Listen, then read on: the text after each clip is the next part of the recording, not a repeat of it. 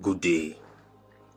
Lately, I've had the leading in my spirit to share an encounter that I had with Jesus Christ 2 years ago.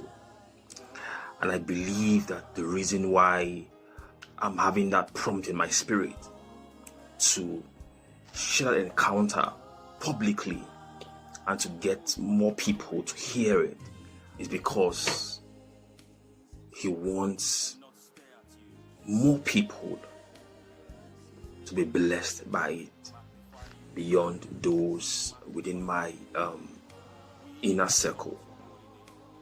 So I'll begin, and I trust that you will be blessed by it.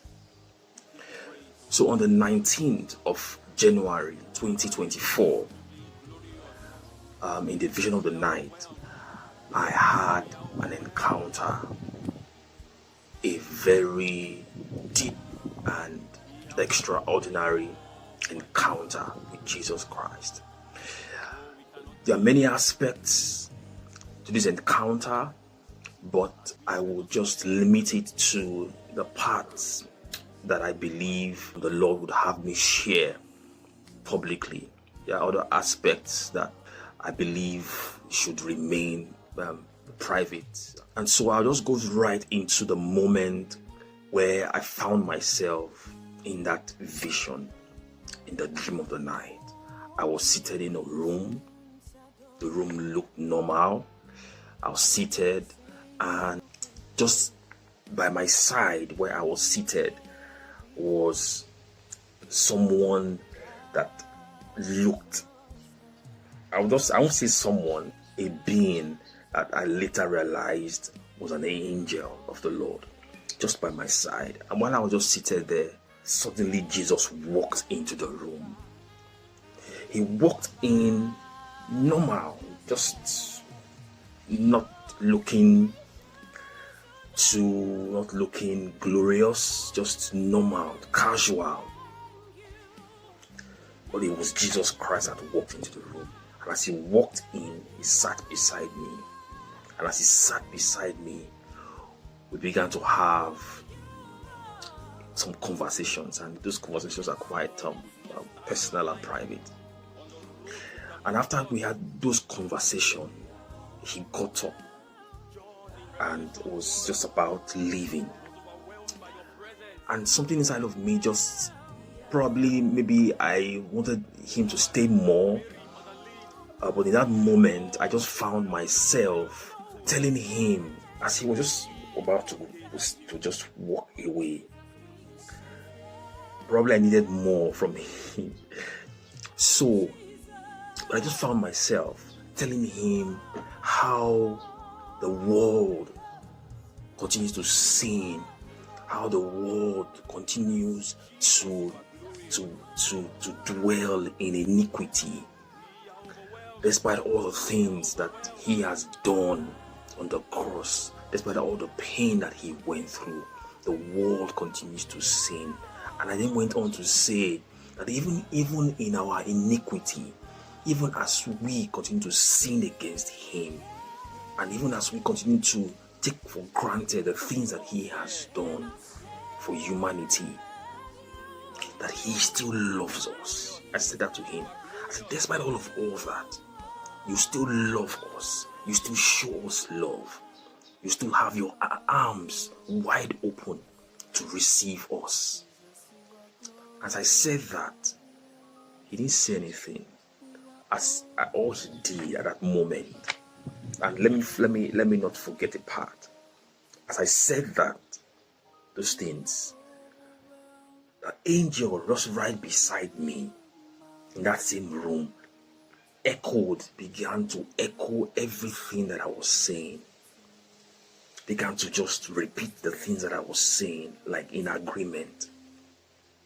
And as that ended, all Jesus Christ did at that moment was to just open his arms, like inviting me to come give him a hug.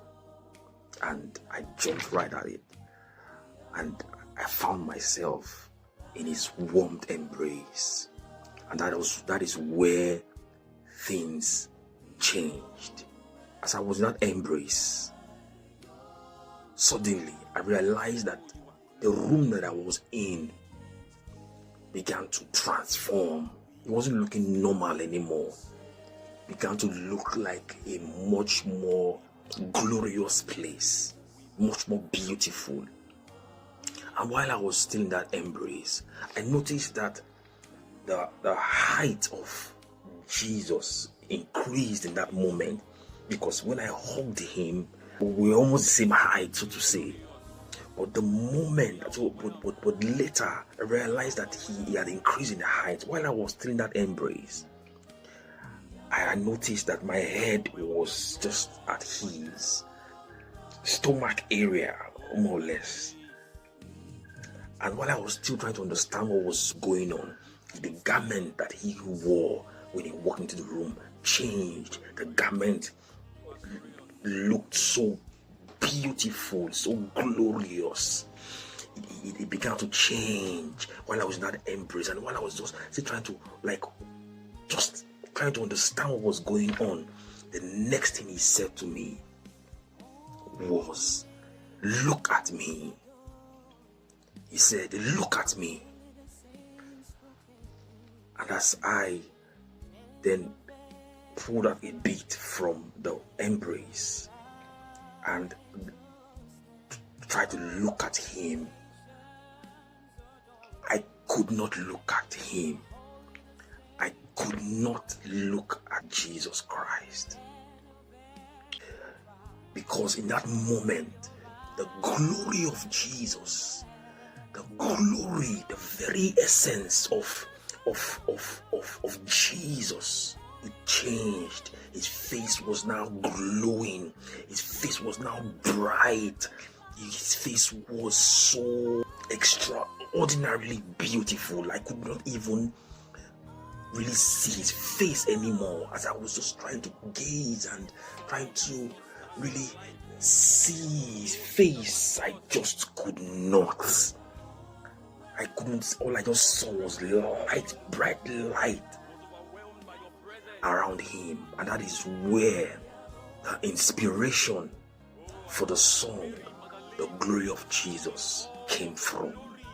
That was where the inspiration came from for that song, "The Glory of Jesus."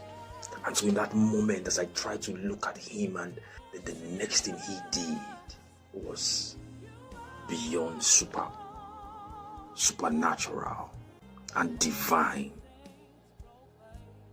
and personal, that I don't have a leading to share publicly. But the essence, the very essence of sharing this testimony is firstly to realize how we hurt Jesus, how we hurt him when we sin, when we step out of the path of righteousness, when we continue to do all the things that cause him heartache and disappointment. And it's a moment for us to now begin to reflect. It's a moment for us to now begin to come back to him. The pain in his face when I mentioned that despite all the things that he has done, that we continue to sin, that look was not a pleasant one. So the Lord is calling us today. As you hear this testimony, it's time for us to begin to take our journey with God much more seriously. It's time for us to begin to take our heavenly race much more seriously. Oh, the Lord is calling us to that place of repentance. He came like a lamb. He came like a friend. Probably that's what that encounter meant, because he came casually into that room as a friend. But as he was leaving, he transformed into the very essence of his glory. And that is how he is going to return on that day. He's going to return as a judge, to judge the world. Dear friends, as you listen to this, it is my prayer that you begin to reflect and ponder on the life that you are living. Jesus, who came as a friend and as a lamb, will one day return as a lion and as a judge. God bless you.